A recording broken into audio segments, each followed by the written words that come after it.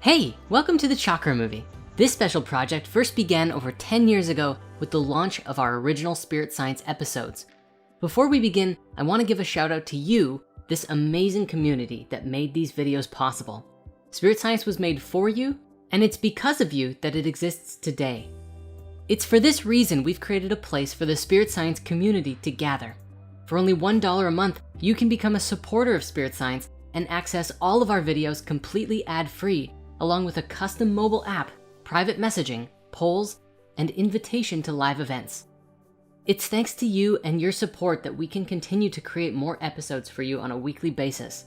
We never want Spirit Science to go away, and if you feel the same, visit spiritmysteries.school and enjoy ad-free Spirit Science today. Today more than ever, the world seems to be in a very disharmonic state. Thanks to modern internet technology, we now have access to all the world's information at our fingertips. And yet, the algorithms behind the mainstream tech we all use only shows us what we're accustomed to seeing, creating social divides the likes of which we've never seen before. If we took an outside perspective on our species though, you might say that we've always been disharmonic. And that's kinda true. In fact, if our esoteric history is to be believed, we've been growing more and more disharmonic for about 13,000 years now. It's in our DNA, and it's something that we're passing through as a species together. There is good news though. We're nearing the end of this paradigm, this karmic cycle of disconnection and suffering, and ideally, we will never be here again. At the moment, we're just not in tune with ourselves, and our collective consciousness is beginning to realize it. The reason for our disconnection from the soul is actually fairly simple. And no, it's not about politics, greed, capitalism, or any of that stuff. In fact, all of those are simply long-term manifestations of the real problem, which lies on a deeper, much more personal level. The true problem actually lies in our old way of thinking, creating tension on every level. Right now, as you're watching this video, all of us are going through something of a shift. We are changing into a completely new state of being with a new way of thinking and a different understanding of our multiphasic holographic reality. Today, we're going to break down the concept of chakras like you've never seen it before. A deluxe special remake that unifies all of our original episodes into something even greater.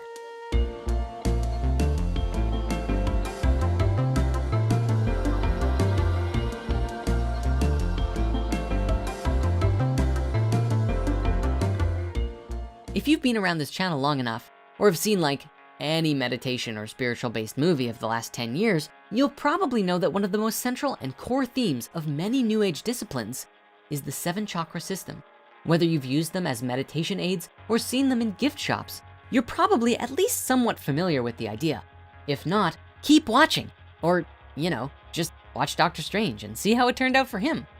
When getting started with the new age concept of chakras, first we have to understand the basics of light and color. If you take white light and shine it through a prism, the light will break into a spectrum of 7 colors. Red, orange, yellow, green, blue, indigo, and violet. Aw yeah, Roy G. Biv. You can do this at home with your own prism, or maybe you tried it in science class at school. We familiarly recognize this as the spectrum of the rainbow, or even more familiar, the basic palette in Photoshop. Scientifically though, this whole prism effect and all of the colors it produces are generally called Newtonian colors, and for the most part are the foundation of the visible color spectrum. Now, of course, there are way more than just 7 colors, especially when you get into different wavelengths of the electromagnetic spectrum and perhaps even different dimensions. But let's just, let's stick with these for now. The thing about color is that each one actually has its own vibration. Red has the longest wavelength and the slowest vibrational frequency, and today we generally recognize it as warm and stimulating. Violet has the shortest wavelength and the fastest frequency, and we recognize it as cool and calming. I don't think I have to describe what happens between these 2 colors. It's like a frequency change that gets shorter and faster as you move up the spectrum. This basic knowledge, believe it or not, is very important, but we're gonna have to look at some other things first. So what is a chakra? Well, it's usually believed that the word chakra comes from the Sanskrit word meaning wheel, which is partly true, but not the whole story, and we'll get to that later on. In our modern understanding though, a chakra is a wheel-like vortex spinning in a circular motion within the body. It forms a vacuum in the center that draws in energy on a vibrational level and can draw in anything from color vibration to thoughts and feelings of other people that we come into contact with. So in essence, chakras are energy points or centers that run vertically from the top of your head down your spine, or from the bottom all the way up. Think of them like pools of energy in our body. When left to their natural state, they will flow seamlessly, but life is messy and stuff like emotions, abuse, and bad experiences get in the way. And much like moss or algae, it blocks the creek from flowing. Ah, you caught me. I'm quoting Airbender on that last bit. Now, despite how you look at it, there are 7, 8, or 13 primary chakras, as well as over hundreds of smaller, minor ones that are scattered throughout the body along certain channels known as axiotonal lines. We'll cover the 8 and 13 later on though, so for right now, let's stick with the basic 7. As we understand it, your chakras are kind of like the etheric motor of the soul. Not only do your chakras draw in energy, each and every chakra radiates an energy or vibration and governs over a major organ or gland connected to other body parts that resonate at the same frequency. To have balanced and aligned chakras will make you happier, healthier, and more in tune with yourself. When one chakra center is out of sync, it may eventually affect the organs and glands that it's connected to and cause the chakras neighboring it to also go out of sync, causing a chain reaction and many bodily imbalances. A chakra can become out of balance when it is overactive, underactive, or possibly congested or blocked. This is almost always felt on a mental, emotional, or physical level. The benefits to energizing your chakras and learning about them are primarily for our harmony of mind, body, and spirit. Your mind alone cannot nurture your whole being, nor can a proper food diet solve all of your problems. It is through your chakras that you can learn to balance all aspects of yourself, bringing you into a healthier state of consciousness. As we mentioned earlier, each chakra is connected to an organ or gland, which governs over a section of the body. The order of the chakras is generally thought to go from the bottom up, starting with red and changing vibrations in each chakra until you get to violet. However, we've recently discovered that you can explore them the other way, starting with a higher awareness and bringing it down into your body. This is exactly the methodology behind the 7-day transformation, a one-of-a-kind course that has seen thousands of people change their lives and share their stories about it. And you can learn more about that by clicking the link in the description. It truly is profound. Now, when you break light apart, you get 7 colors. These are the same 7 colors that our physical body is tethered to. What would you see if you were to look at a human being through an etheric energy prism? Are we bodies of light? Think about it. Now, not only does each chakra connect to an organ or gland, but each chakra also has a very specific trait. The first chakra is survival and is connected to the adrenal gland. The next one, the sacral, governs sex or interaction and is connected to the reproductive organs. The third is the solar plexus, power or ego, and connected to the pancreas, and is often cited as being similar to the Sea of Qi mentioned in Taoist alchemical texts like The Secret of the Golden Flower. The fourth is based in love and connects to the thymus and the heart. The fifth, the throat, is expression and connects to the thyroid. The sixth is called the third eye, which is psychic and intuitive and connects to the pituitary gland. And finally, we have the crown chakra, which is the spiritual chakra and connects to the pineal gland. Although this is debated, and some say that the pineal gland is also connected to the third eye and the pituitary gland with the crown. Now, survival, sex, power, love, expression, vision, and spirituality. These are the 7 traits through which we grow and are at the core of our being and relate to our existence on a fundamental level. Understanding this system and being present with it can help us find out where we're in or out of balance. Okay, so after all that, we know a fair bit about what chakras are now, yet we haven't even begun to scratch the surface of this topic. Let's talk about opening, activating, and charging your chakras. Do you know of a time when you were struggling with your ego or didn't seem to have a heart or couldn't express yourself in your usual way? If you or anyone you know has a problem or comes off too strong in any of these traits, the reason why could be because of an imbalance within the chakras. As we know, each chakra resonates to a color. Doing something as simple as wearing clothing that matches the color of a chakra can even cause it to resonate. I remember when I was first learning about this, all of my chakras were closed except for my throat, which was way too open. The reason for this was because my bedroom was painted blue as well as my bed sheets, and every night I would get a chakra boost in that one area. And the reason that something like the color of your room would have an effect on chakras is specifically because everything has a vibration, and our environments stimulate us to think, feel, and take action just as much as our own thoughts do. If you don't believe us, just check out our episode on the biology of belief. And if that's not good enough, just ask Google why they spent millions upon millions of dollars testing what colors would compel people to use their products and services more and spend more money at the same time. Now, sunlight is of course our main source and provider of light, heat, and energy. Sunlight itself consists of energies in the form of cosmic rays, gamma rays, X-rays, visible light rays, infrared rays, microwaves, and even radio waves. I mean, let's be real. The sun is just basically constantly waving at us. Haha, ba-dum-tsh. So straight up, lying in the sun for half an hour can give you a powerful energy boost in addition to all of that delicious vitamin D. Our skin loves that stuff. In fact, the practice of sun gazing during sunset or sunrise, when it's actually safe to do, is an ancient practice that was said to bring numerous benefits and skyrocket your ascension process that is attested to by many ancient yogis. Generally speaking, even something as simple as eating food that matches the chakra colors is just as good as well. Seriously, it's believed that eating red tomatoes and apples are good for the root chakra. Eating greens are good for the heart. Could blueberries and eggplants open your mind? At least blueberries. You open up an eggplant and it's like, psych, solar plexus, fool. Does this make you want to eat healthier? However, you have to consider what's in the food too. Skittles may seem like it's good for your entire chakra body of consciousness, but they probably break every chakra considering what's in them. But on that note, if you want to learn more, check out our movie called Healing with Food. Finally, the best way to open your chakras, hands down, is meditation. There are tons of meditations and chakra cleansings out on the web. In fact, we've made one too, and we'll share it with you soon. Sometimes though, it's as easy as just visualizing the chakra in the area that it's in and seeing it open or flood with energy. Buddhist tradition often talks about seeing the chakras as flowers with closed petals and meditating to see them opening and blooming into their full beauty. And finally, another way that you can work with your chakras is through Reiki. See, Reiki masters are people who are sensitive to and trained to work with energy. They learn to move energy throughout their body and connect it and flow it into yours. It's a very amazing process. You may have to ask, but Reiki masters can also typically communicate with your higher self for you and ask you what you need to progress on your path. Reiki itself is growing more and more popular in the last 15 years, so it shouldn't be very hard to find a number of places near you that offer it as a service. If you're serious about this and you don't know where to start, Reiki and meditation are excellent first steps. However, as with everything, be mindful that we don't want to become reliant on external support just to get by.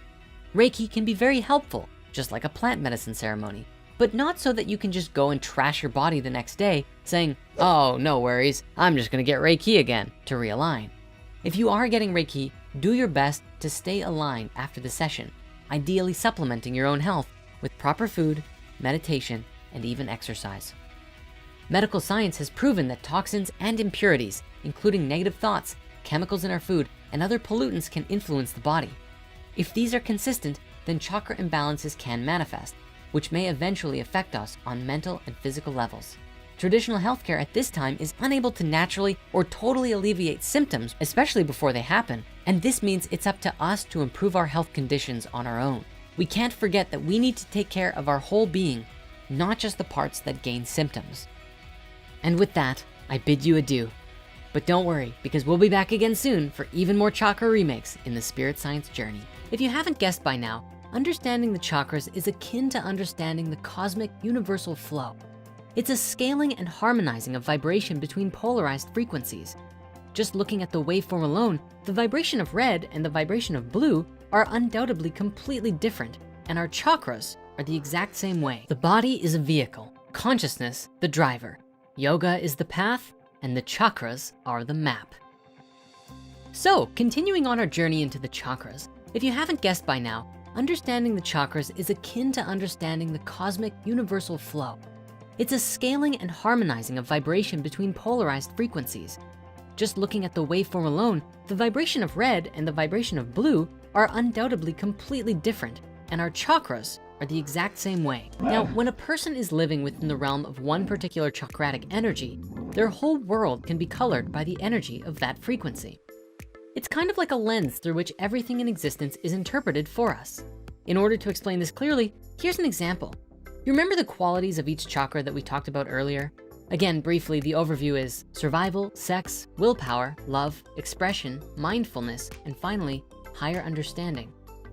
So when a soul, sometimes also known as a little fractal of that which we sometimes call spirit, cosmic consciousness, or God, comes into a new reality in the cycle of incarnation, which is a long way of saying when a baby is born, they have one thing on their mind and one thing only, survival. They want to be able to survive and stay here to support their physical existence as long as they can. Their whole focus is on being able to survive.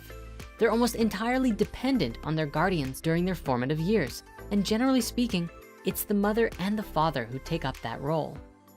Depending on how well mommy and daddy make the infant feel safe and nurtured, the quicker the child can transcend and move on to the next level.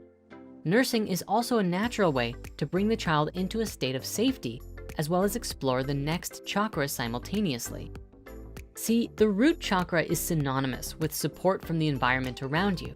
And if a child is growing up in an unsafe space, or there's a lack of nurturing to keep the child feeling safe and explorative, it will take longer for a solid transition to take place and can even cause long-term damage to the understanding of the child, and they could grow up with many traumas, anxiety, and pain. All of these can be dealt with and explored later in life too, but it's definitely a much smoother process if we receive loving support right from the beginning. But it doesn't always happen that way. But don't worry, if that was your childhood, it means there's an abundant opportunity for healing at your door. Now, the moment survival has been achieved, it becomes clear to spirit that there are 1 or 2 more chakras available. There are actually 2, but spirit may sometimes only see 1 at first. The next step is that spirit will usually want to make contact with other beings in this reality. After all, we are naturally social creatures. This is almost instinctual. When you're a baby, that's usually interpreted as making contact with your mother and father. It is one of the youngest and earliest actions compelled by the sacral chakra, and it is sexual in nature. Just look at Freud's Oedipus complex, which is not as weird as it sounds, at least when you understand the deeper meaning behind it. As you get older and your sacral chakra matures within you, the same as your other chakras, the desire for contact shifts from the innocence of support from your parents to a different form that I'm sure we're all aware of. Physically, we call it puberty, and you might remember all those uncomfortable talks you got in biology class, but we'd rather not. The essence of the sacral is to reach out, locate, and make contact with the life that exists in the world around you. At a young age, it covers everything from holding your mother to snuggling a kitty, although this energy has in a way been programmed out of us by our own media and peer groups at this point. Very few people have cuddle puddles nowadays, but I guess snuggling kitties is still socially acceptable.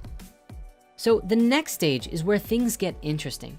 Generally, for a soul who only has access to these lower chakras, their consciousness is rather self-centered, which is natural.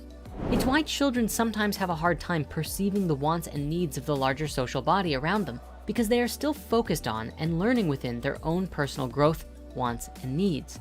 Unless of course they're an Aquarius, in which case there might be a possibility of them getting mad at everyone for seeing what everyone needs and struggling to communicate it, but I digress. Now that spirit has survived and made contact with other life in the world, the third chakra that's available is called the solar plexus and deals with willpower. In a nutshell, spirit wants to know how and why things work. What are the laws of this new world? How does gravity work? How do you do things? Using your willpower, you try to control the physical world, picking up toys and playing with them, moving things around and, just generally doing stuff, often to the dismay of our parents. We're all familiar with the age called the terrible twos. It's a common age when spirit is very interested and curious and full of willpower and wants to know everything about the world around it, to test it and to see what it can do and what it can't do. A child from here will usually continue until it's satisfied in its basic understanding of reality. And sometimes a child will grow up for many years learning purely in these states with little awareness of anything higher. You see, for most young people growing up, they are unaware that there's a change in the directions after the third chakra. It comes in the form of something we call a half step, also sometimes called a mirror wall, which hides the next 4 chakras from view. A child usually isn't aware of the many chakra lessons to come or how much more to life there really is. On Earth, even when we become adults, we may still not know that there are higher centers in the body. You're probably familiar with the hoity-toity businessman archetype. purely focused on their own status and wealth, and don't care about whoever they have to step on to level up their personal game. Well, anyone resonating with that mindset is definitely locked into their solar and root chakras, but they can't see the heart because the sacral, the feeling and connecting with others empathically, is really not that active. And this is how we ultimately move into the higher centers, is by mastering the bottom three in order to perceive and move into something greater. A major exception to this though is found within the phenomena of the so-called New Age children. You know, the indigo, crystal, and rainbow kids as they're often described, or whatever you might call them in the system of your choosing. In short, these are children who are believed to possess special, unusual, and sometimes supernatural traits or abilities, at least according to any psychological study of them. Oftentimes, these kids are described as old souls who have incarnated into this lifetime to help us break through the old rigid systems and pave the way to a new world. And sometimes they're seen as souls from a much higher dimension who are new to this earth, helping to ground in a higher frequency. The first mention of indigo children comes from concepts developed in the 1960s and 70s by parapsychologist Nancy Ann Tapp, where she talked about life colors, which she believed were the single color of the aura that remains constant in most people from the cradle to the grave. As the world moved into the psychedelic revolution of the 60s and early 70s, Nancy noticed that reports of children with indigo auras being born were growing up and getting much more common as we were evolving as a species. These so-called indigo children generally have a vast wealth of spiritual experience under their belt, seemingly out of nowhere, being able to meditate, understanding the chakras, and do energy work at a very early age. This is mostly because they remember their past lives much more easily than other people, so they seem much more mature than other kids of their age. I mean, it makes sense, especially if they remember having done this whole life thing hundreds of times. They know what they're doing. Now, some people in recent years though have argued that indigo and the like are the real cause behind conditions like ADHD or just ADD, but this ultimately all comes down to what you believe, as naturally, the view in medicine is that ADHD is a defect. I also wonder how low-vibing foods that many kids are eating affects them on a cellular level. But hey, we have a Healing with Food movie if you wanna go deeper onto that topic. Regardless, on the subject of ADD, while today it's classified as a disorder, if you're a parent, the idea of having a gifted child is much more appealing than the idea of a broken one. And it may inspire creative action to support them rather than just feeling terrible that your problem child sucks, you know? Because let's be real, they don't suck. They're awesome. They just need some unique support in being able to see it and tap into the magic within them. We're actually working on a course for conscious parenting inside of Spirit Mysteries, and we'll keep you posted on how that's coming along soon. Anyways, some of the other traits common to these new children though are stuff like high levels of empathy and emotional intelligence at young ages, often seeming much older than they are or having an older energy about them, often being perceived by friends and family as being strange or even alien, possessing a clear sense of self-definition and purpose, showing a strong innate subconscious spirituality from early childhood, and even usually having a resistance to rigid, control-based paradigms of authority. We sometimes even see natural or innate spiritual wisdom and gifts coming through these children in immaculate splendor. However, it's important not to put too much thought into labels or how we define these spiritual gifts, as there is definitely not any kind of true hierarchy to this stuff. Just because some of us come into spirituality at a much older age doesn't mean that we're any less spiritual than some of the new generation. Especially if your auric field describes whether you're an indigo, rainbow, or crystal child, then putting in the effort to... Now that we've looked at the lower centers, what happens when we do change and move into the higher ones? Well, to understand that, we need to understand the nature of our body of consciousness. Take the egg of life, the original 8 cells of the human body, a form that takes place shortly after conception and is created by a wave spreading across the embryo. This particular biological cell division is important because the body coming into form is perfectly and evenly divided into the 4 elements, with the yin and yang of each giving you 8 perfect spheres. These spheres each contain a piece of the whole, each representing a core aspect of the various parts of the human spirit as represented by different body parts. These 8 spheres become the first physical representation of the complete 8 chakra system, which from root to crown connects the physical energy of the earth through the body to the higher awareness of the dimensions beyond our bodies and our infinite connection with everything else in existence. The 8th chakra is the root of the next world, connecting you with your eternal self beyond the limits of your physical form. And as with the heart, a half step hides this portal for those who have reached the higher centers. And before we jump into this, just a reminder, if you're someone who really wants to experience a profound chakra healing, make sure to check out the 7-day transformation, in which we use the chakra system to completely rewire your consciousness quickly and effortlessly. The best part is, it only takes a week. Think of the chakras like your field of awareness, and depending on which one you're focused in, your awareness becomes focused and narrow or wide and expansive, kind of like using them as a lens, as we mentioned earlier. When you're in the root, a survival focus, your perception is narrowed into just one thing, surviving the current crisis or situation that you find yourself in. All in all, it's a very thin beam. But now, if you're in the third eye, with your other chakras open and satisfied, your expanding vision goes very far and wide in order to see all of the connections at once. Your telepathic and mental reach also gets a pretty good XP boost. The third eye is all about seeing the geometry of the universe so that it can focus in on a very specific shape or expand its vision to a very wide understanding of all of the patterns in life and how they connect. You can imagine how you might switch between them on the fly too. Let's say you're camping out with some friends on a moonlit night. Everyone feels safe. Maybe there's some brotherly bonds being created while some guy plays a guitar around a campfire. You're telling a story, sharing meaningful experiences with your companions. And in this moment, your primary or dominant chakra is the heart and throat. And it's right around then that the bear shows up. And for the sake of the story, let's imagine that he's very hangry. Naturally, there's a lot of physical responses. Adrenaline surges throughout the body, your fight or flight response kicks in too, both of which are a reflection of the energetic shift within you. Think about it, everyone panics. Now nobody feels safe and everyone scatters, running for their lives. I mean, duh, it's a freaking bear. And he's having a bad day, taking one down, making a mess just to turn it around. Everyone's reality lens drops down to the root focus all at once. You all go into survival mode and remain there until everyone feels safe again. After which you can scale back up the lower centers until we reach our equilibrium with each other, wherever that threshold is within your particular group.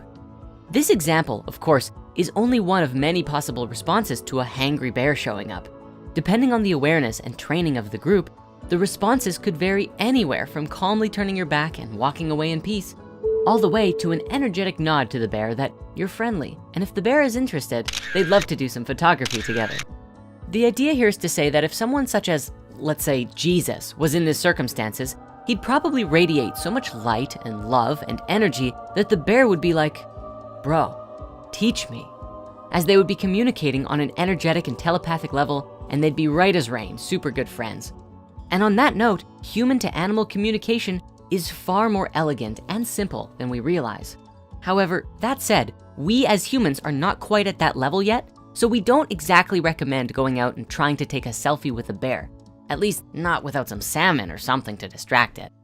So generally, what is required to expand your consciousness into the higher centers is a stable foundation of understanding and a healthy mental emotional connection within. The process of moving higher is in fact a shift in awareness and transition into the heart beyond the wall of the first half step. Now, previously we regarded the heart wall as a half step, but moving forward, I want to continue this discussion and concept as a mirror wall, which also has some practical aspects to it for us today. In practice, when you see the mirror wall through these chakra lenses, it just shows you what you already know. And when you step through it, move into the heart, everything gets bigger. It's very through the looking glass style.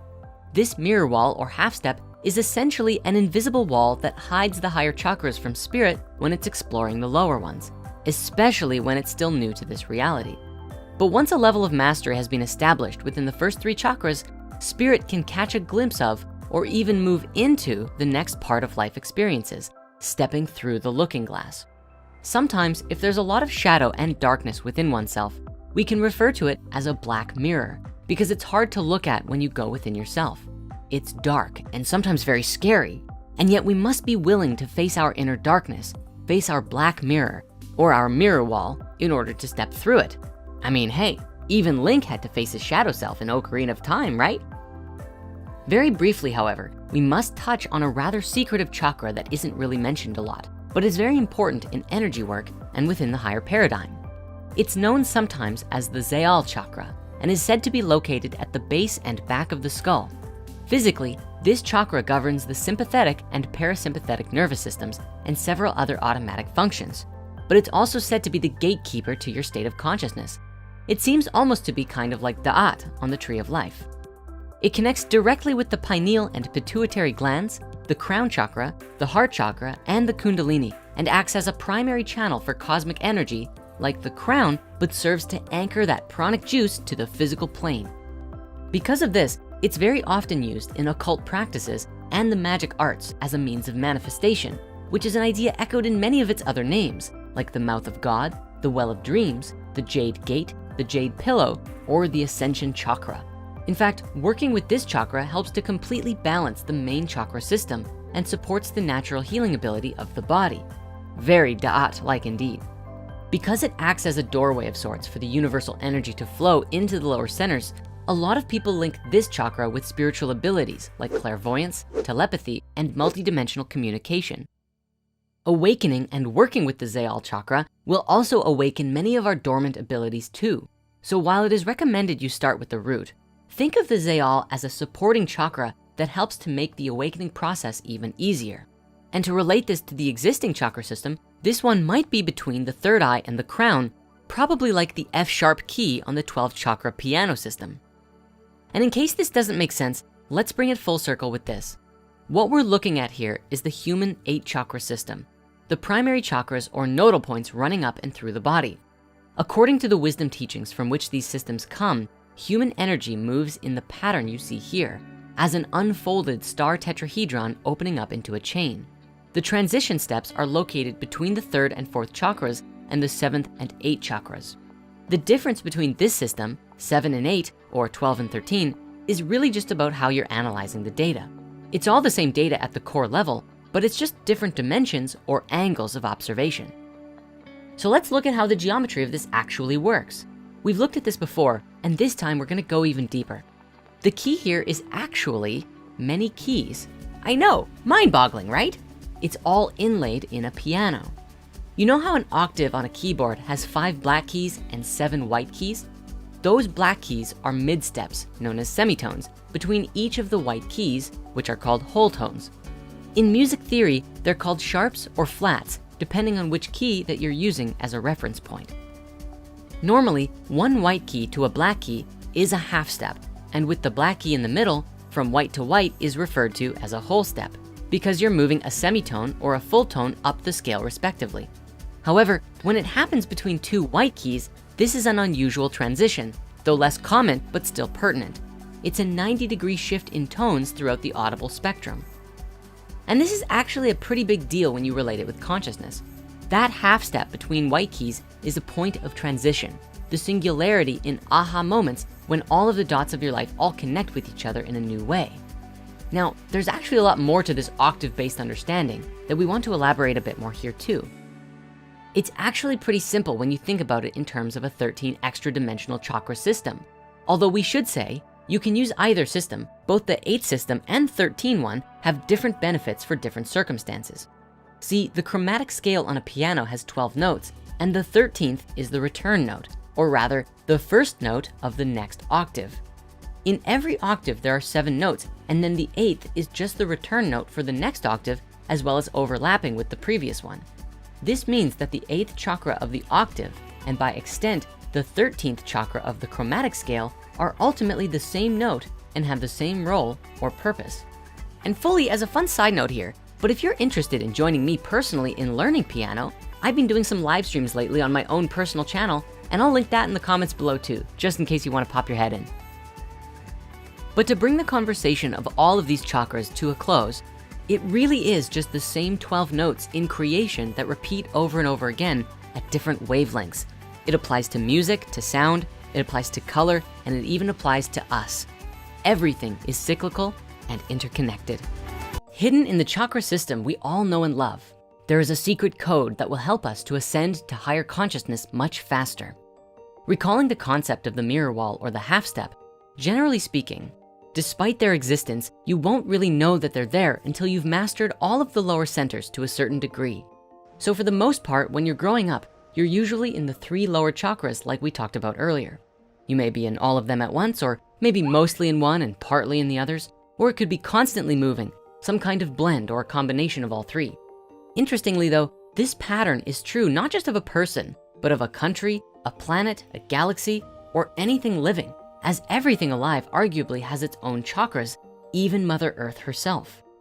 At any level of existence, this same pattern of movement occurs. Let's take a country like the United States, for example. This is a brand new country in comparison to the old world. Compared to other countries such as those in Europe or India or even China, modern America is just a wee little baby, and one that has largely ignored the wisdom and spiritual advances of others, such as the First Nations people for a long time. Up until the 1950s, the vast majority of people in America were in one of the 3 lower chakras. Not everybody, of course, but most. Their biggest concerns in life revolved around power, money, materialism, houses, cars, sex, food, especially with survival aspects, making sure they've stored up enough money to feel secure. It was a very materialistic world that set the stage for the consumer culture of the 1950s America that was outlined in such great classics of American literature: Revolutionary Road, Death of a Salesman, Slaughterhouse-Five, as well as the poetry of Robert Lowell, who referred to the period as the tranquilized 50s. You know, the best phrase about this whole thing that summarizes the situation perfectly, and to a certain extent echoes the world today, comes from the comic book Watchmen by Alan Moore. When visiting a seemingly war-torn New York City, seeing protesters stealing TVs and being consumed by their own consumer culture, the character Night Owl asks the comedian, "Whatever happened to the American dream?" And his friend looks at him dead in the eye, laughs and says, "What happened? It came true. You're looking at it." But something did happen. In the 1960s, the act of changing one's consciousness began to rapidly alter what was thought to be normal. We had the first psychedelic revolution, and while the world's governments quickly put the hammer down, the damage, or blessing, was done. People began to practice meditation and enter into their own higher centers. The movement was spearheaded by many artists, such as the Beatles, who engaged in transcendental meditation when recording the famous White Album while staying at an ashram in India. They, along with many other artists, such as Jimi Hendrix, even made use of LSD to produce wild and innovative periods of creativity that changed music and counterculture forever. Now, please understand, America was not the first to do this. If you go to an old country like India, Tibet, and certain parts of China, you'll find that at some point in their history, they also moved into their higher centers. They, as a country, moved through the mirror wall, as many legendary yogis such as Yogananda have described. While India may struggle financially, they have a tremendous wealth of spirituality. To that end, you can observe that there is a difference between moving into the higher centers as a country rather than as a species. It isn't really a fully enlightened state, but rather a more conscious one of their individual collective. As they moved through these higher centers, they would have eventually come to another mirror wall at the crown, keeping the focus to this new realm and everything that they have discovered before. A funny thing about mirror walls, once a person, family, group, city, or country moves beyond the first one, they are never the same again. Once they know that there's something more to life than what they have previously thought, they'll spend the rest of their life trying to figure out how to get back to those upper centers, even if they had just a fleeting experience of those higher worlds. In terms of a person or a country, once it gets above the first half step, moving into the heart, the sound currents, the geometries, and the spiritual nature of things, what sometimes happens is that they lose their concern about the lower centers of consciousness. They sort of stop seeming to care about their physical side as much, like whether their house is nice or even if they have a house anymore. They're more concerned about the information, their learning and their experiences that they're having in relationships with nature and each other in higher consciousness. You see it all the time with hippies, but now I'm on a tangent. So sometimes when you look at these older countries, they seem to be physically almost devastated because their whole focus is trying to find out what reality is like on these higher levels. Ultimately, they begin to crave more connection, more communication, more family over material wealth. Once a country actually moves through the final mirror wall into the 8th chakra together, which is very difficult, mind you, their main concern is what happens after death, which often means ego death. Their focus becomes the next level of life, and they reset to the root of a new, higher cycle. So again, the country isn't concerned with physically dying. It's not like some mass suicide or anything weird like that. Rather, it's about what's next for everything that they've learned in their journey so far, the next cycle beginning. We might think of this in relationship to, say, ancient Egypt. Branches of culture were created, wisdom was taught to foreigners, and trade was established. New cultures and new societies formed with different groups of the world merging and expanding together. Ancient Egypt essentially died or passed into new cycles, and new worlds were born as a result, many of which adopted or integrated and even transformed the ancient Egyptian teachings into something new. So how might this relate with us personally, or even looking at us as a species? Well, even though on many levels, humanity as a whole is still operating in the lower centers, there are aspects of us that are moving into a higher awareness and beyond the crown. We are in a profound age of information right now. As we evolve as a species, expanding our understanding of everything, our new understanding is changing the way that we live physically. Ultimately, this is the quote unquote death stage beyond the crown, and a rebirth of the root all over again. Modern technology gives us a glimpse of this in a profound way.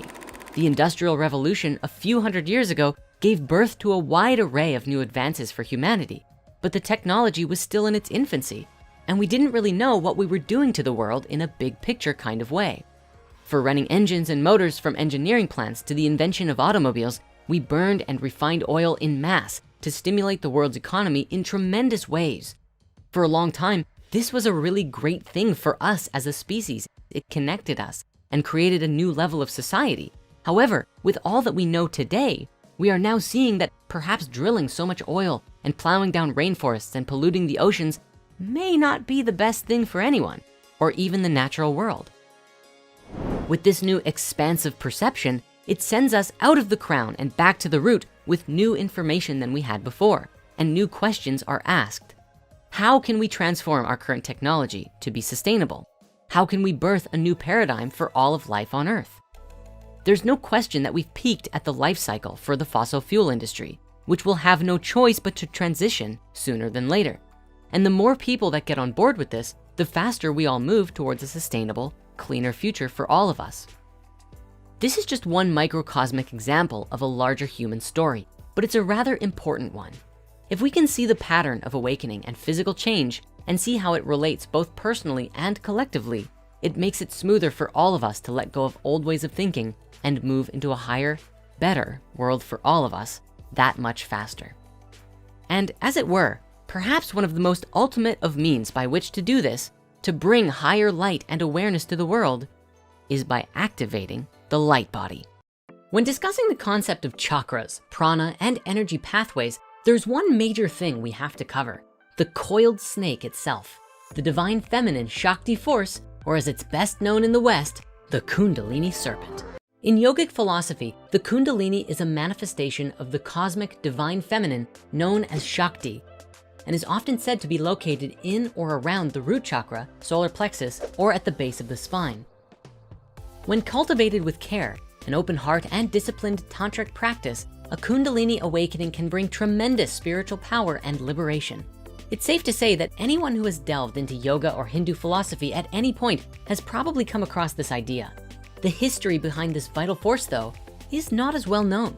The phrase Kundalini was originally associated with deities in the Shaktiism sect of Hinduism before the 9th century, when it was adopted into the Hatha Yoga system, where it was likened to an energy force that could be awakened with postures and meditation. The word itself is mentioned in the Upanishads and is an adjective that meant circular or annular. But it isn't until the 12th century Rajatarangini text that it's likened to a snake being coiled. In the Mahabharata epic, there is a Naga, old school serpent deities called Kunda, whose name is thought to have meant bowl or container, which probably had a linking effect too. Later on, after being taken in by the Hatha yogis of the 16th century, Kundalini started to become used as a technical word to describe practices, rather than being an energy or God force itself. Our modern visualization of it as a snake, though, can be attributed to the Indian spiritual teacher Eknath Easwaran, who translated the word as coiled power, saying that it was a force of energy coiled at the base of the spine like a serpent. Awakening the Kundalini force is said to open the chakras as it climbs the spine towards the crown, giving us great insight, knowledge, and psychic power as it moves through our body. And like the chakras themselves, everything from meditation and breath work to yoga can serve to guide it into an awakening. Each chakra is said to contain special characteristics, and with proper training, moving the Kundalini through each chakra can help express or open those aspects of yourself, revealing the inner worlds of the divine forces and consciousness of the soul and spirit.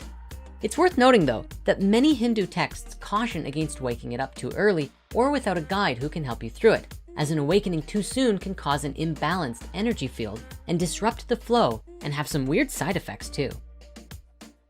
Hindu tradition often tells us that in order to integrate the spiritual energy that the Kundalini brings properly, a period of careful purification and strengthening of the body and nervous system is required beforehand. While a guide can be helpful, you yourself need to be prepared by doing things like breath work and meditation, exercise and eating healthy, and visualization to ensure a healthy awakening.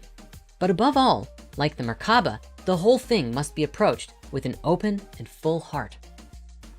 Many gurus and practitioners who have successfully awakened the Kundalini energy have described the feeling as a distinct electrical or heat current running along the spine, or a cool breeze being felt along the tips of the fingers, almost as if you're floating. The Divine Life Society have said that during an awakening, supersensual visions appear before the mental eye of the aspirant. New worlds with indescribable wonders and charms unfold themselves before the yogi. Planes after planes reveal their existence and grandeur to the practitioner, and the yogi gets divine knowledge, power, and bliss in increasing degrees when Kundalini passes through chakra after chakra, making them to bloom in all their glory. In our world today, many people are starting to awaken this energy within them naturally as our planetary frequency is increasing, but many do so too soon. Funnily enough, mental problems associated with the practice of Kundalini work have become so common that there's even a Kundalini syndrome diagnosis in psychology. People like Turner and Barnhouse outlined a bunch of psychological difficulties appearing in people engaged in intensive spiritual practice in 1995. Later on, research in fields like transpersonal psychology found patterns of sensory, motor, mental, and affective symptoms associated with people going through a Kundalini awakening, and coined the term Kundalini syndrome. Now, we're not saying it's dangerous or anything like that. The Kundalini energy is a part of you and entirely natural. So like the chakras, there's no need to be afraid of it. Many of the psychologists diagnosing mental issues or episodes associated with Kundalini work are simply not familiar with the Eastern systems and don't understand what's going on. So they call it a syndrome and misdiagnose it. Like plant medicine, a Kundalini awakening can purge much of the stagnant and negative energy within the nadis and meridians, resulting in a sometimes violent purge. But this should be seen more as a flushing out of the old to make room for the new, more than a syndrome or issue. It's even believed in New Age groups that all living things have a Kundalini, as it's a form of dormant spiritual energy that connects us to the universal cosmic flow. Following Drunvalo's account, even the earth has her own Kundalini. Drunvalo tells us that every 13,000 years, a sacred and secret event takes place that changes everything. Mother Earth's Kundalini energy emerges from its resting place in the planet's core and moves like a snake across the surface of our world to wherever the next spiritual center will be. Once it was at the home in ancient Lemuria, and then it moved to Atlantis, then to the Himalayan mountains of India and Tibet. And with every relocation, it changed our understanding of what spirituality means to us as a species, including a masculine or feminine dominance in our overall understanding. Recently, with much difficulty, the world serpent moved from Tibet to the Andes Mountains of Chile and Peru. Some people even believe it to be residing along with the sacral chakra of the earth inside Lake Titicaca. One thing can be certain though, whenever the Kundalini moves, a huge paradigm shift often follows, which could be the secret reason or code behind many of the events going on in the world today. We all know about the major 7 chakras. They're literally everywhere in mainstream culture these days. I mean, even Pixar's been telling us to open our crown chakra, right? But that said, how many of us are familiar with the minor chakras? In Eastern traditions, we find numerous references to the pathways and channels of energy in practices such as Tantra, Taoism, yoga, and many others, which describe that our bodies are filled with chakras, thousands upon thousands of tiny chakras all over the place, which work together to form our energy body of consciousness. Part of these teachings include the energetic pathways connecting our subtle bodies that are known as nadis, which can be thought of as the highway that connects each chakra, and are what enable the flow of everything from consciousness to prana. Even in the physical body, the nadis are said to be channels that carry air, water, nutrients, blood, and other bodily fluids around the body, and are similar to the arteries, veins, and capillaries. Now, the number of nadis of the body is claimed to be up to hundreds of thousands or even millions. But like many things, the interpretation varies hugely. In one text, the Shiva Samhita, there are said to be 300,000 nadis, with 14 of them being the central and most important ones. Of those 14, the 3 most vital ones that connect to the spine and are associated with the chakras are the Ida, the Sushumna, and the Pingala. Along the chakras, yogic philosophy speaks on the importance of directing prana into the Sushumna nadi specifically, enabling the Kundalini to rise, bringing forth an awakening, which we've talked about in our episode about the Kundalini. The 3 main nadis also embody our energetic polarities and help with the flow of prana into and out of the chakras. For the most part, Ida is associated with lunar energy and our divine feminine aspect. It's also a Sanskrit word that means comfort and is said to run up the side of the body from the pelvis to the left nostril. Pingala is associated with solar energy, something echoed in its meaning as orange or tawny, and links with our sacred masculine. Like the Ida, Pingala runs from the right side of the pelvis up to the right nostril. Sushumna is the central nadi, often associated with the spine, and in Swara Yoga is associated with both nostrils being open and free. While not specifically being gendered, perhaps we can think of this nadi as a kind of divine child archetype. All in all, the nadis work in harmony with our physical and astral bodies to facilitate the flow of energy between each chakra, and as long as they remain open, the energy will flow naturally and without blocks. You might even think of the chakras as pit stops or gas stations on the nadi energy highway. Interestingly, we find a very similar concept in traditional Chinese medicine in the idea of meridians, where qi flows through them similarly to the nadis. In fact, the Taoist Qigong practice of the microcosmic orbit is very similar to the practice of Nadi Shuddha in Kriya Yoga. So much so that some schools claim the technique is taught universally in every age by an avatar of God known as Babaji.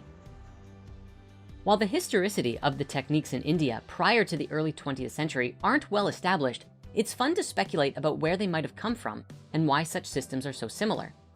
In practices like acupuncture, there are about 400 points, although some people argue there are more, given that some points are bilateral. Generally, the meridians are split into 2 groups of main points and are extraordinary points, which all correspond to pathways, organs, and a yin and yang energy nature that once balanced will allow the proper flow of qi into the body. In more modern New Age circles, we find the idea of axiotonal lines that are pretty similar too. Generally, they create the energy network in the light body where all dimensional frequencies are translated into the meridians, chakras, and etheric body. These 12 vertical lines move throughout the entire light body, running energy to the chakras. And much like the chakras themselves, each line has a corresponding dimension, chakra crystal, and frequency color. If you've ever seen a picture of an aura or energy body and see those egg-shaped lines coming out of the body, those are the axiotonal lines. Now, whether you consider each meridian or nadi point an individual chakra is up to you, but one of the more major of the minor chakras are the hand or wrist chakras. These are energy centers or vortexes present at, you guessed it, the wrists and palm centers. While often glossed over in a lot of discussions, these centers are what allows us to move energy through ourselves and into the outside world. So if you're struggling sensing energy with your hands, like in Reiki, the reason why might be blockages of the hand chakras. While not often talked about, these are potentially lower dimensional chakras that exist on the lower planes. That is, the subtler microplanes or subverses between our physical world and others. But they form such a fundamental part of our nature nonetheless. Based on personal experiences, there is some kind of energy below the root, around the feet, that seem to act as a kind of bag for our past life memories and experiences that can be accessed when bringing all of the chakras into alignment, especially when working with higher multidimensional chakras. If our soul really is this multidimensional entity that has a presence in every dimension or plane of existence, what would 4th, 5th, or 6th dimensional chakras even look like? What correspondences and roles would they have in our subtle bodies? Or even more simply, do we even have super higher dimensional chakras at all? Different systems refer to these higher scale chakras as different things, but one of the most simple versions is that they're called the outer chakras. Of course, people like Sadhguru have argued that we have 144 chakras composed of major and minor ones throughout the body.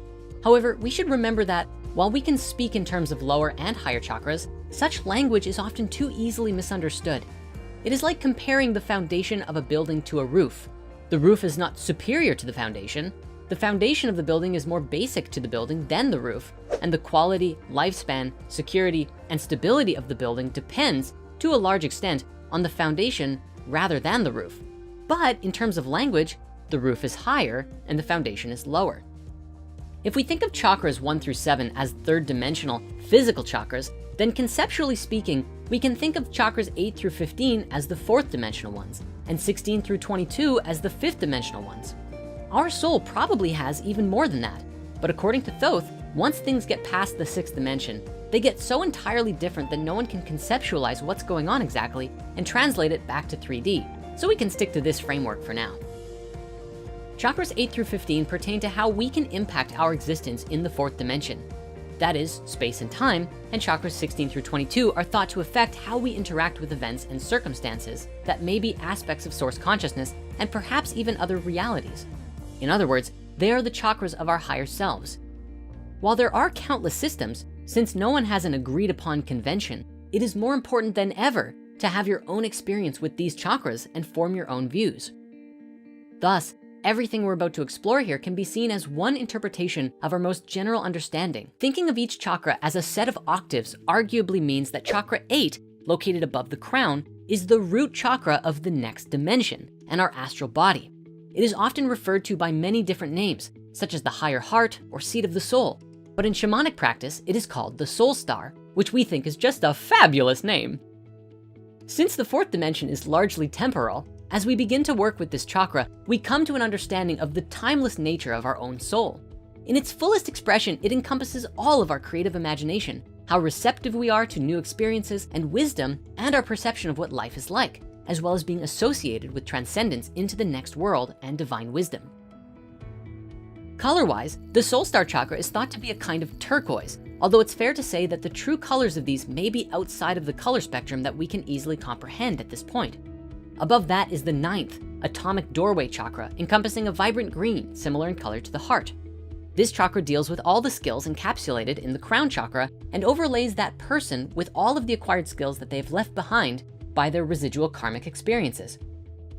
Chakra 10 is known as the solar star, not to be confused with the earlier soul star. This is a cosmic chakra that deals with our karmic baggage, and depending on the paradigm is either located above the ninth chakra or below the feet, as the position resets for our new body. The color associated with it is a kind of pearl or white. Chakras 11 and 12 are said to be found within the hands. 11 is our galactic chakra that connects us to all other forms of life in the cosmos. It corresponds to the solar plexus in the third dimension and has an orange-pink color and deals with memory and past life experiences. Chakra 12 is the earth chakra that deals with detachment to the third dimension and our ability to act as independent observers of our reality, and shines a brilliant gold. Chakra 13 is known as the mother or Gaia chakra and connects us to the Christ consciousness grid of the planet. It shines a pink violet and has a very natural feel to it. Supposedly, it is located outside of the body, about an arm's length in front of it. It deals with the unconditional love and joy that our mother can give us if we are open to receiving it. Chakra 14 is the divine sun chakra and vibrates a dark blue. When chakra 14 activates, we can see the connections and understand their synchronicity and truly become aware of the divine plan, similar to the third eye chakra, but on a much grander scale. Chakra 15 is the final chakra of the fourth dimension and corresponds to the crown, and is the counterpart to our earth mother chakra, embodying our divine father. It is at this point that we start to lose connection to our physical sense of being all together. We become something outside of ourselves, something part of a much larger reality. As such, it shines a warm yet powerful white gold color. Moving into the fifth dimension, these are the chakras belonging to our light body, our higher self that emits pure light. Diana Cooper explored these higher chakras in a book called A New Light on Ascension. The 16th chakra root is the base of this system and is related to divine wisdom and flow, shining a bright platinum color. It is a chakra of ascension into the higher realms. Chakra 17 shines a kind of magenta and embodies the truest form of the divine feminine and deals with our complete sense of oneness with the entire universe. In a way, it unites the learning of the chakras in the fourth dimension and brings about an ability to sense everything that ever was and that which is yet to come. Chakra 18 mirrors chakras 11 and 12 from earlier and deals with our interaction with our galactic self. It is what allows us to channel information from the Ascended Masters back to our reality, crossing all kinds of boundaries. In true enlightened fashion, it shines a brilliant gold color. Chakra 15 is the fifth dimensional heart center and aligns us with the cosmic heart. In this chakra, we become connected to the universal Christ consciousness, far beyond just Earth. It is pure white and encompasses a connection and love for all aspects of the entire universe. The 20th chakra is the fifth dimensional throat and therefore shines a royal blue. It is a chakra of co-creation and embodies the phrase, I am. This is the chakra that grants us the true knowledge of communication with the divine, coming to an understanding that we ourselves are an aspect of the source and can create that which we speak. Chakra 21 is the fifth dimensional third eye and has a kind of crystal translucent color. Rather than simply perceiving other realities, as you did in the third and fourth dimensions, you become part of the vision and experience yourself becoming a part of every conceivable reality. Finally, the 22nd chakra is the fifth dimensional crown, and again has a kind of platinum or crystalline color. This chakra is the point at which we merge with our higher self and become a true transcendent being, an ascended master of our own. There are likely many more chakras as we move through the different dimensions of consciousness, each bringing with them a new and fuller understanding of our true existence and nature. But it is unlikely that we'll be able to access these higher chakras just yet, at least not until we move collectively through the various half steps and mirror walls that we've talked about in this series. So we'll leave it here for now. And please, always remember, your higher self already knows this information. You've simply forgotten with each incarnation. So while it may seem confusing and hard to keep track of right now, I have no doubt that there will come a time when this information makes sense to you. And everyone here at Spirit Science is on a mission to make that happen. Alas, while lately we've been looking at the chakras, minor and major, soul star and beyond, along with the Kundalini and more, the truth is the chakras truly are only a stepping stone to an even greater awareness. And so today it's time to dive deep into the nature of the light body itself. So buckle up and get ready. And if you haven't yet, make sure to download the free chakra meditation to get the most of your light body experience. Links in the description. Please enjoy the video. When exploring the light body, one of the first things you might learn is actually about auras. In New Age circles, auras are usually thought to be a kind of energy that emits from your body and follows the same frequency pattern as the chakras, where the root is the smallest body, the physical form, and then the sacral body, solar body, heart body, and so on radiate outwardly around you. Many people claim to see auras, and there are actually techniques that may help you to do so, including unfocusing your eyes on a person or even just putting a hand in front of a black screen. It's not uncommon to see either a colored or white glow around the object of your focus. The aura system mirrors the chakra system almost identically because in a way, it's part of the same system. The aura reflects your energy body on the outside, just as your chakras reflect your energy body on the inside. However, both of these systems weave together to create the human light body, much like how when you put the 7 colors together in light, you get pure white light. The thing is, there are actually many different types of light bodies, reflecting different geometries that can be necessary for different purposes. The most commonly discussed one is the star tetrahedron, but you can have a light body based on any of the platonic solids. And then there is even the Covenant 486 Merkaba, which is said to be the root of the Tree of Life system itself, and which we explore in our Spirit Medicine Walkers workshop at the end, for those who are interested. For the purposes of simplicity, today we're going to be exploring the original Merkaba that we learned, which is a great place to get started. But before we jump into anything else, there's something we must know. No matter how much you try to understand the light body, Merkabas and chakras through the sacred geometry and logical explanations, it will never be enough on its own. As Drunvalo has explained, there is a missing half of our understanding that is purely experiential and can only be experienced through your own practice when centered with love. As we understand it, the Merkaba is the divine light vehicle used by ascended masters to connect with and reach the higher realms. It is the full extent of our energetic and subtle body that when fully active encompasses our whole self and can stretch out to anywhere between 55 and 72 feet. This particular one is based on the blueprints of Metatron's cube and the tetrahedral energy field, taking the shape of 2 counter-rotating tetrahedrons spinning around the body in line with the chakras up the spine as the axis. And though while it may look like there's only 2 star tetrahedrons, there's actually 3, but the third is overlaid onto the others and is often forgotten about in the meditations. The Merkaba is an extension of our energy field. or our collective energy field, that acts as a vehicle which allows us to move through the different dimensions and frequencies all around us. The word itself actually comes from the Hebrew word that means chariot or cart, and forms a huge part of Ezekiel's vision in the tradition of Merkaba mysticism. In the book of Ezekiel, the Merkaba is used to refer to the throne chariot of God, the four-wheeled vehicle driven by 4 cherubim, each of which has 4 wings and 4 faces, of a man, lion, ox, and eagle, often which are esoterically seen as reflections of the 4 elements.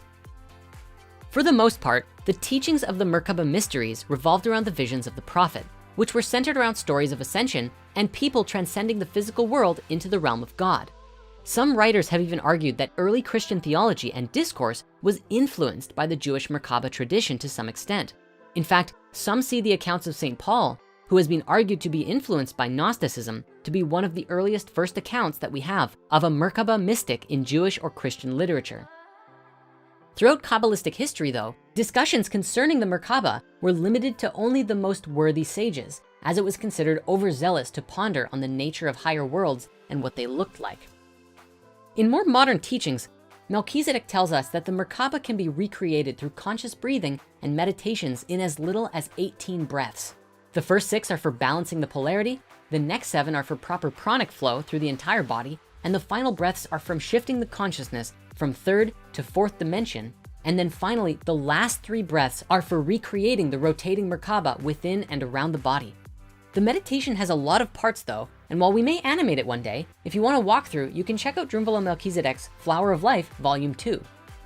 Ultimately, the first step to creating and remembering your Merkaba is always love. And even Melchizedek explains that a lot of people don't need all of the left brain steps because the right brain, the experience of love, is enough to activate it naturally. To be clear, there are different kinds of Merkabas out there, absolutely. In fact, in one particular plant medicine ceremony at Rhythmia, Thoth appeared in my inner vision and shared with me a different Merkaba than I'd ever seen before. It was octagonal in nature, surrounding my body with a 3-stranded DNA helix spiraling through it, and a tremendous volume of rainbow particles shooting out of the bottom and rising up to the top. Wild stuff. That said, I know we talk about the importance of love in this kind of stuff a lot, but it really is the most vital part. Love and connection are the very life and heart of the Merkaba and light body that supports the chakras, as love is said to be the frequency of creation itself. To that end, the Merkaba isn't just a tool or some aspect of you, it is alive and fully a part of you. It's no different than how you have a nose or an arm. The Merkaba light body is what lays the blueprints for the nadis and the axiotonal lines that we've talked about before. It literally is the lines that allow the prana, chi, and energy to flow back into you and out into the universe. Our Merkaba is our connection to the divine. It's what links us to each other and the universe itself. So how does the Merkaba light body relate to the chakras exactly? Well, the 8 chakras that run through our spine actually have duplicates in the space around our body, inside the extended Merkabic field. They're said to look like spheres of energy that vary in size depending on your own size and height, the same as the Merkaba itself. Like the energetic flow system mentioned earlier, they're laid out in the blueprint of Metatron's cube. Each sphere sits on the edge or point of a tetrahedron and are kind of like our chakras twins. And Melchizedek said he was actually able to find a record of them using a molecular emission scanner. So when it comes down to it, you can think of our spiritual structure like this. First, there is the energy flow through the chakras, which is facilitated by the nadis when we breathe in and out. From there, the meridian points and lesser chakras reach every cell in the body. On top of that, we have the prana field, which is very close to the body and is generated by the flow of energy through the chakras. Going up in layers, on top of the pranic field, we have the auric field that extends a few feet around us in every direction and is generated by our thoughts and emotions and energy all working together. This is the realm of the dream time and something that we'll talk about in great detail later on. Guiding and protecting our auric field is another energy field in the shape of the egg of life, the original shape of creation. Once you get past that, you start to get into the realms of light and geometry, and our energy takes on a much more geometric nature that can be influenced by our consciousness. Herein we find the light body, yet these geometries are overlaid across and through all of our lesser systems, much like how streams branching off from a river will be like a smaller fractal of the greater body from which it comes. When you bridge your newly mastered lower centers with the previously unknown higher centers, And when you're willing to step through that doorway into what's next, everything in your life has the capacity to change as you step into the life of an empowered creator, creating creation with all that is. Anyway, today's episode is kind of a philosophical what if one, in that we're not going to be assessing the scientific studies of energy medicine or the empirical existence of chakras, as even we'll admit, there's a lot lacking in terms of proving alternative medicine. Instead, this time we're gonna take a more open-ended question. What would the world look like if at some point in the future, we actually found scientific evidence of the chakra system? What if we discovered a chakra in the body, or all 7? And how would such a discovery affect our approach to different branches of science and philosophy? To start with, let's look real quick at how the chakra system itself came into our Western world. If you've watched our first video on chakras, you'll know that the modern New Age understanding identifies them as energy centers or wheels or vortices of energy inside the body that are associated with the classical Newtonian colors. But this wasn't always the case. In fact, the first uses of the term chakra in the Vedas didn't have anything to do with energy at all. Instead, it was used to refer to the wheel of motion that a king had over his empire. Further, even though breath channels, or as they're known in Sanskrit, the nadis, are mentioned in the Upanishads around 1000 BC, again, the chakras and energy centers aren't. Most academics tend to agree that the idea as we know it today came about during medieval India during 800 AD from Buddhist texts that showed them as hierarchies of inner energy centers. But this is still kind of debated, since others make the argument that the concept of chakras was only written down during this time, but had been around for much longer. So as always, decide for yourself on what feels right. Even more interestingly, the original Indian and Buddhist concepts of the chakras don't make any reference to colors. That's a completely modern thing. A man named John Woodruff translated 2 classical Indian texts into English in his book, The Serpent Power, which is largely credited with the introduction of the idea of the 7 chakras into the West. You've probably seen a bunch of debates about the amount of chakras, with some people saying there are 3, 5, 6, or like in his version, 7. See, the reason 7 chakras are sort of canon is because the text that Woodruff was translating into English came from a school of thought known as Kaula that believed in 7, and that was just the only version we got in English. Later on, another man named Leadbeater decided that Woodruff's book was too hard to read and full of jargon, so he published his own, which drew comparisons with the 17th century book, the Theosophia Practica by Johann Gichel, which talked about inner force centers in the body, which were reminiscent of chakras and kind of came to mean the same thing. From that point on, the concept of chakras as inner centers of prana and life energy started to be adapted by theosophist movements and slowly made their way into the New Age culture. Now, you might be wondering why I'm going off about all this history, but it sets the groundwork for the problems that arise when talking about Eastern concepts in a Western paradigm. This video was actually inspired by a section in Drunvalo's Flower of Life books where he stated that during his time in a technology lab, his team was actually able to see extensions of the chakras in the Merkaba light body by focusing on or charging each chakra and then scanning that area with a molecular emission scanner, or MES machine for short. According to Drunvalo, they originally struggled to find the chakras, but once they started scanning the light body itself, which extends outwards beyond the physical body, the scanner would light up to show that each chakra had a certain pulse attributed with it. So this really begs the question, can the chakras be measured scientifically? And what would happen if a lab one day proved their existence experimentally, as perhaps they may even already have? Now, today, of course, we have things like Kirlian photography and biophoton imaging that seemingly can photograph the human bioelectric field, which some people are likening to the aura. But even this isn't enough to convince skeptics. So what would happen if we proved the chakras in a foolproof way? Well, the first thing would probably be a complete shattering of the current paradigm of understanding. Simply put, if chakras existed, one of the most central aspects of spirituality, what else could exist from that paradigm? First off, this would lead to a complete reevaluation of what we know in fields like biology, chemistry, and physics. It's kind of like a knock-on effect. If one thing was proved, then it would naturally encourage the pursuit of other things, which could lead to similar things like auras, third eyes, and morphogenic fields also being proved and recognized scientifically. Maybe this would even lead to a new branch of science appearing in the mainstream curriculum, a spirit science, if you will. If such discoveries were finally taken seriously, then it would effectively eliminate the stigma between science and spirituality, allowing us to explore both concepts equally and reach untold heights of understanding and philosophy. To quote Tesla, "The day science begins to study non-physical phenomenon, it will make more progress in 1 decade than in all of the previous centuries of its existence." But what would society look like? What advances could we make holding the knowledge of the chakra system? Probably the biggest change for us would be in healthcare and medicine. See, the chakras, for the most part, stem from Ayurvedic tradition of ancient India, which is a practice of healing that stems back over 5,000 years and is often considered to be the foundation of all Eastern medicine practices. Here's where we see the fundamental difference between Western and Eastern practices, like we've mentioned earlier. While Western medicine follows the Hippocratic method, one that focuses on curing diseases as they appear or are already present in the body, a paradigm that is incredibly lucrative, we might add, Ayurveda is kind of the opposite, in that it's a complete system of medicine that combines natural therapies with a highly personalized approach to treating disease that has the prevention of disease as its primary emphasis.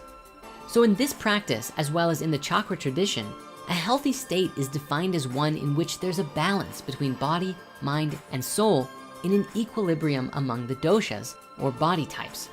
If we somehow proved this system to be accurate and could measure its effectiveness, not only would our general health as a species go up, but so too would our quality of life, harmony with ourselves and our environment, and probably most important during this trying time right now, our relationship with each other would improve.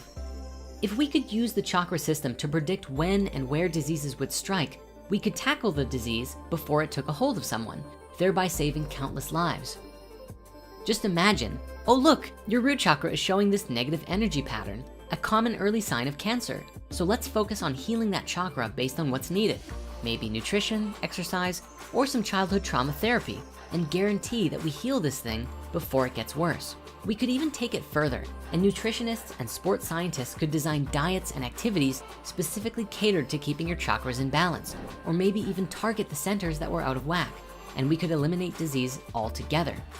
Of course, having no diseases would probably put big pharma out of business, which would probably make a lot of people lose their jobs. But that $82 billion that Johnson & Johnson made last year could be invested into further research or other branches of science that could lead to even greater discoveries. Like, I don't know, anti-gravity devices or quantum teleportation. I mean, maybe we might even finally find a way to unify quantum physics and the standard model.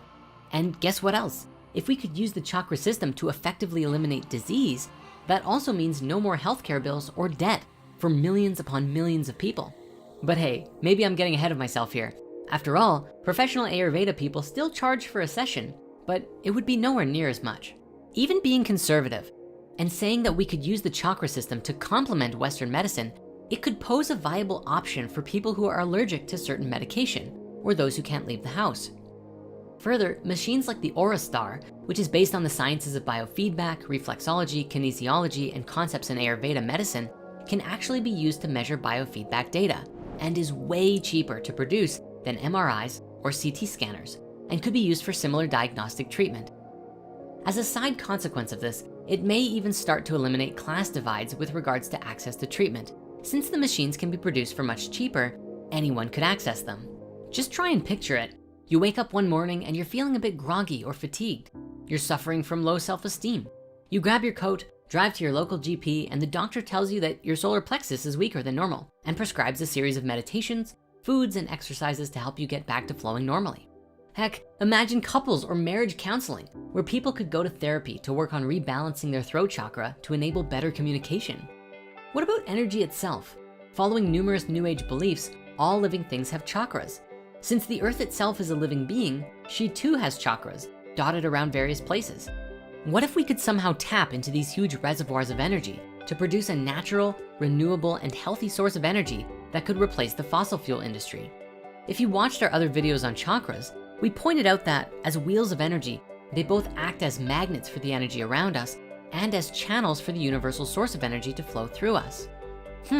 Maybe we could even tap into our own auras or chakras to produce our own power by channeling the source field. Imagine being able to charge your phone using your solar plexus and some kind of electromagnetic induction. How cool would that be? Maybe it's a little far out there. I don't know if that's possible, but the conversation is at least worth considering. Again, this would do wonders for eliminating class divides and would also help to clean up the environment massively. I wonder if Greta would get behind that. But I guess if that happened, a lot of people would claim that the introduction of chakras to the world were a part of the Illuminati's plans to take over, and then we'd all beeline it back to drilling oil. So yeah, anyway, probably the most important aspect of our lives that would be changed by the knowledge of the chakras though, would be our understanding of emotions, personal energy, and how interconnected we really are. We've been saying this for a while now, but while all of the problems of today appear as separate incidents, they're all ultimately coming from the same source: an unbalanced spirit body, a disconnection between our egos and our souls, and the feeling of separation from each other. Knowing about the chakras would change all of that. We would finally understand which areas of our spiritual body influenced which chakras, which in turn influenced certain aspects of our physical lives. By working through the chakras together, we could effectively help to dissolve our ego as a species. We would be guided by a sense of compassion and unity rather than ruled by a fear of separation. We could set up centers for meditation and healing that would cater to each chakra imbalance and help heal each other. It might even lead to the legalization of plant medicine as a means of healing and mental well-being and therapy. Conceptually though, as we mentioned earlier, this would cause a paradigm shift that could cause scientists to examine things from an inherently more spiritual perspective, perhaps even allowing for consciousness itself to be factored into equations, leading to untold discoveries about our place in the universe and how we ourselves affect and shape reality. Ultimately, discovering a way of measuring the impact of any treatment or practice on the energy system of an individual would break ground in our current system, both in terms of healthcare and scientific thinking. Examining the combination of practices, such as the chakras and other related alternative medicines, in the context of how they are used in our current medical paradigm is a further step in this direction. Really, there's nothing to lose. Further scientific study into things like the bioelectric or morphinogenic fields and the concept of chakras in general can only provide clearer and potentially paradigm-altering results.